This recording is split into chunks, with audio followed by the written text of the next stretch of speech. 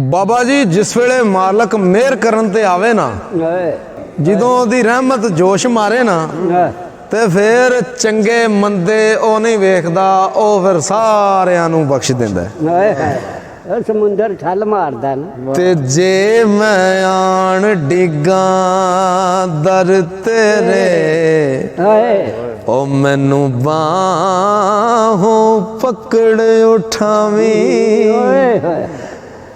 ਮੈਂ ਆਇਆ ਫਰਿਆਦੀ ਬਣ ਕੇ, ਮੈਨੂੰ ਖੈਰ ਹੁਜ਼ੂਰੋਂ ਪਾਵੀਂ।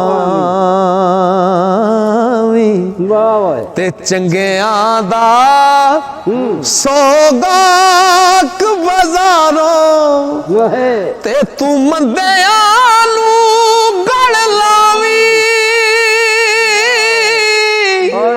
ਆਜ਼ਮ ਵੇਖੀ ਪਿਆਰ ਮੇਰੇ ਨੂੰ, ਉਹ ਮੇਰੀ ਸੂਰਤ ਵੱਲ ਨਾ ਜਾਵੇ, ਮੇਰੀ ਸੂਰਤ ਵੱਲ ਨਾ ਜਾਵੇ।